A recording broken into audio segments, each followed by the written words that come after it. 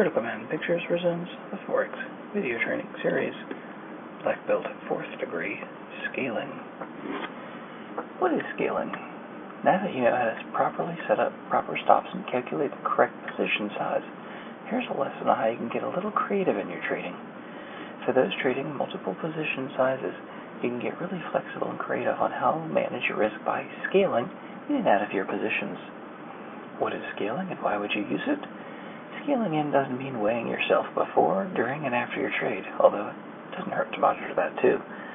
Scaling basically means adding or removing units from your original open position.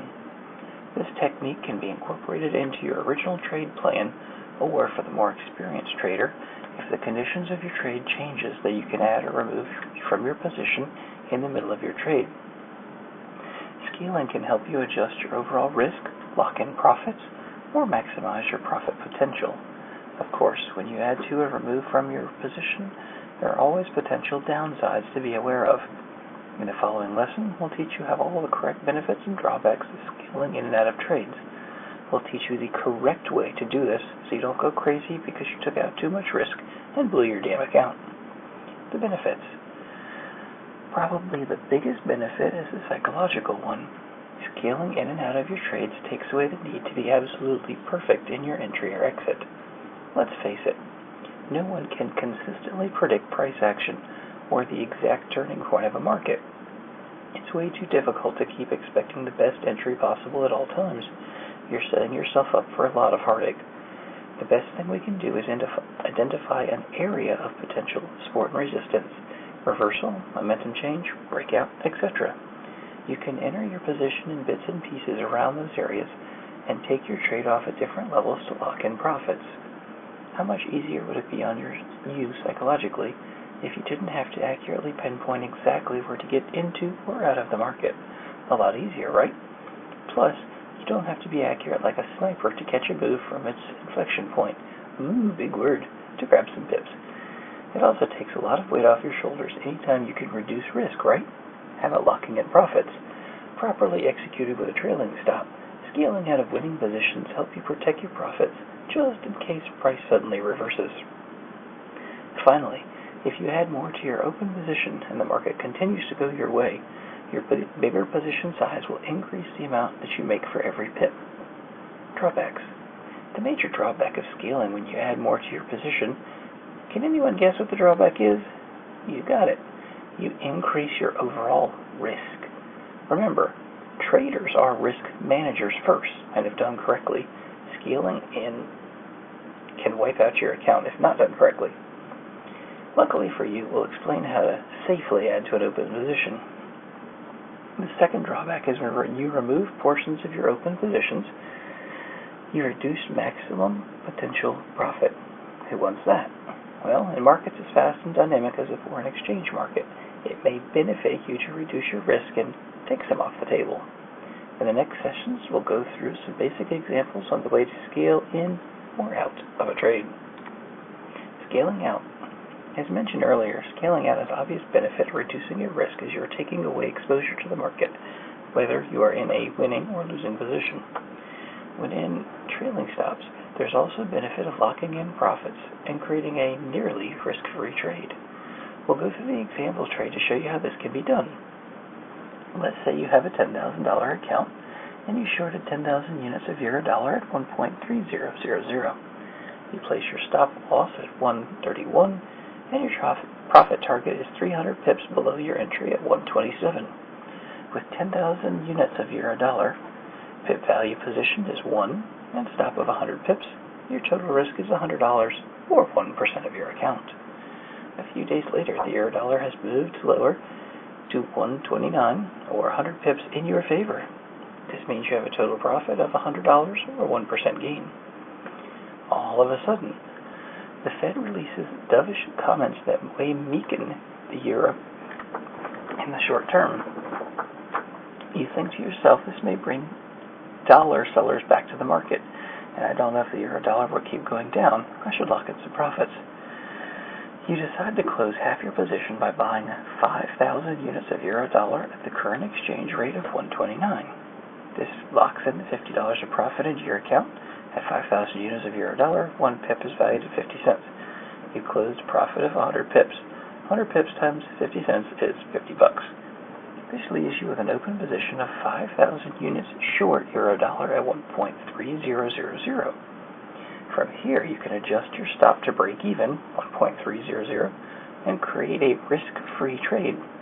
If the pair moves back higher and triggers your adjusted stop at 1.300, then you close out the remaining positions with no loss. If it moves lower, you can just ride the trade to more profit. Obviously, the trade-off for taking some off the table is that your original max profit is now reduced. Now, if the euro-dollar ends up falling to 1.2700, and you had caught the 300 pip move with a 10K position, your profit would have been $300. Instead, you closed 5K units at a 100 pip gain for $50, and then closed your remaining 5K at a 300 pip gain for $150.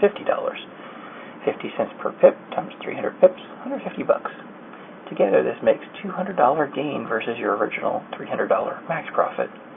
The decision to take some profit off the table is always up to you. You just have to weigh the pros and cons. In this example, the trade-off is better profit versus peace of mind, smaller locked-in profit, and creating a risk-free trade. So, what's better for you?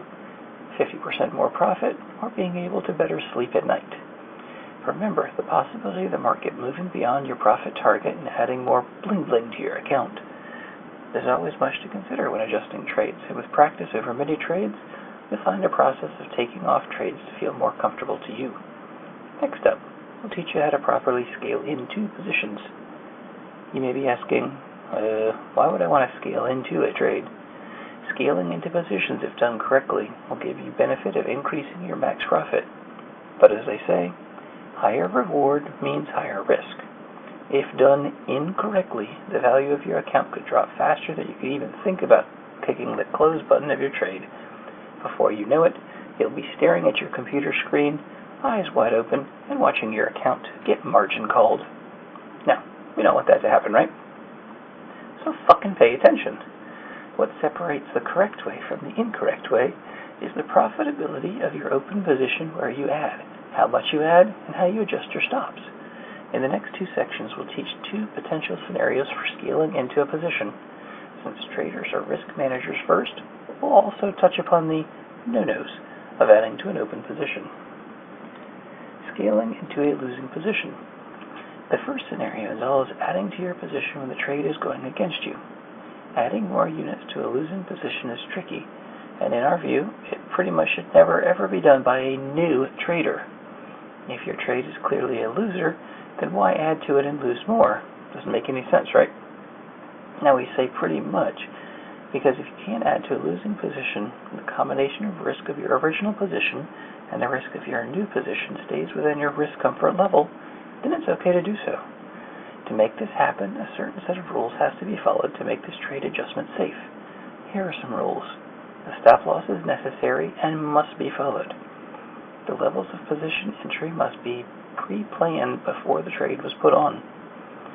Position sizes must be pre-calculated, and the total risk of the combined position is still within your risk comfort level. Let's take a look at this simple trade to see how to do this. Where will you enter? From the chart, we can see the pair moved lower at 1.32, and then the market saw a bit of consolidation between 1.29 and 1.30 before breaking lower. After bottoming out around 127 to 128, the pair retraced to the area of recent consolidation.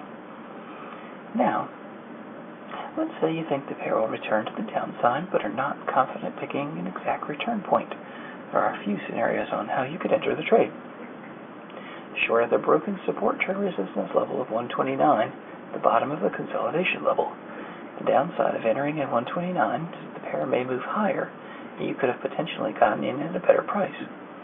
Wait until the pair reaches the top of the consolidation level, 1.30, which also happens to be a psychologically significant level, potentially great resistance level. But if you do wait to see the market reaches 1.30, then you run the risk of not making the market move all the way up and drops down lower, and you'd miss the return to the downtrend. You could wait until the pair tests the potential resistance area, then moves back below 1.29 in the downtrend before entering. This is probably the most conservative play. You get a confirmation that sellers are back in control, but then again, you miss in on getting the downtrend at a better price. What to do?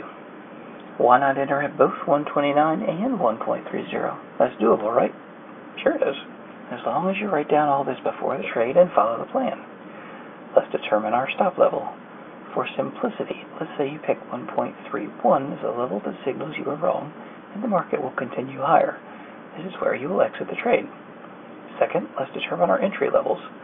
There was support resistance at both 129 and 130, so you'll add positions there. Third, we will calculate the correct position size to stay within the comfortable risk levels.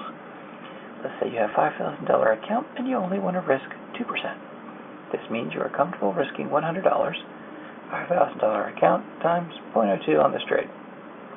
Here's one way to set this up. Short 2,500 units at euro-dollar at 1.29. According to a pip calculator, 2,500 units means your value per pip movement is 25 cents. With your stop at 131, you have a 200 pip stop on this position, and if your stop hits, that's a $50 loss. Value per pip movement times 25 cents times stop loss, 200 pips. Short 5,000 units at the euro-dollar at the 1.30 level. Again, according to our movement calculator, 5,000 units of euro-dollar means your value per pip is 50 cents. With your stop at 131, you have a 100 pip stop on this position. If it hits that stop, 50 loss is the value per pip movement at 50 cents times stop loss of 200 pips. Combined, this is a $100 loss if you're stopped out. Pretty easy, right? We have created a trade where we can enter at 129, and even if the market went higher and created a losing position, we can enter another position and stay safely within our normal risk parameters.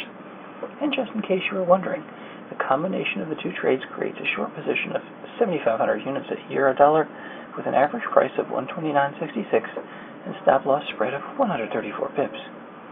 If the market went down after both positions were triggered, then a 1-to-1 risk to reward, $100, would be achieved if the market hit 128.32, 1.2966 average entry level, minus 134 pips your stop. Because the bulk of your position was entered at the better price of 1.30, euro-dollar doesn't have to fall very far from the resistance level to make a great profit. Nice. Adding to a winning position. Now the fun stuff. If you catch a great trending move, scaling into it is a great trade adjustment to increase your maximum profit. Again, just like Peter Parker, with great reward there is great risk. So the rule is to follow safely to open a position. Let's go over those rules. Predetermined levels for adding additional units. Calculate your risk with the additional units added. Trail stop loss to keep growing position within comfortable risk parameters. To explain this strategy a little better, let's go through some simple trade examples, shall we?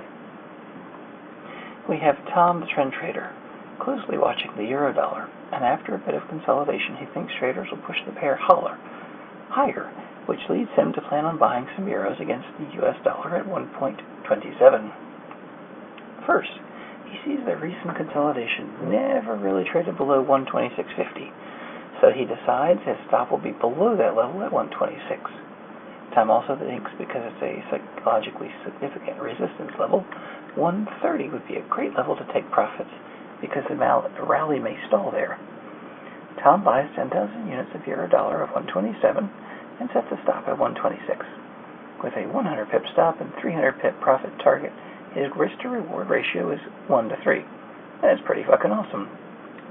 He usually only risks 2% of his account per trade, but this time he's really confident with his trades, and with the great risk-to-reward ratio, he decides he will add more if the market moves in his favor. He decides that he'll add more every 100 pips and trail his stop by 100 pips. Because he planned on adding more units, he decides to start off with initial risk of 1%. With an account balance of $10,000, Tom's initial risk will be $100, $10,000 times 0.01. With a 100 pip stop and $100 risk, he has determined his initial position size to be 10,000 units. He will add 10,000 units every 100 pips and trail his stop every 100 pips. let's take a step-by-step look at the change in risk-to-reward ratio with each addition.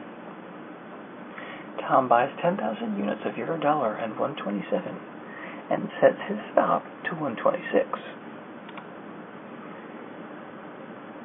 Tom buys 10,000 units of Eurodollar at 128 and moves stop to 127. Tom adds 10,000 more units of Eurodollar at 129 and adjusts the stop again to 128. This simplified example shows the basic techniques of how you safely add to winning positions and how effective it can be to maximizing your profits. Now, before you go pressing up every winning position you have, you better be aware that adding to winning positions may not be the best tool for every market environment or situation. In general, scaling into winning positions is best suited for trending markets or strong intraday moves. Because you're adding to a position as it goes your way, your average opening price moves in that direction as well. What this means is if the market pulls back against you that you added, it doesn't have to move far to get your trade into negative territory. Also, you should know that scaling into winning positions in range-bound markets or periods of low liquidity leaves your trade open to being stopped out often. Lastly, by adding to your position, you're also using up any available margin. This eats into margin that could be used for other trades. You have been warned. The summary. There we have it. The coolest guide ever on scaling in and out of your trades. Let's see how much information you've soaked into your fucking noggin. Here's a quick review. Always use stops. Only add to losing position if the risk of your combined positions is within your risk comfort level. If you add to winning positions, always trail your stop to control the added risk of a bigger position size brings. Calculate the correct position sizes and where you will add to, remove from your position before entering the trade. Scaling into winning trades is best applied to trending markets. Scaling out works well in range-bound markets. So now you know the correct way of scaling in and out of trades. Always follow the rules, and sooner or later, you'll catch the one move that'll make you some serious money.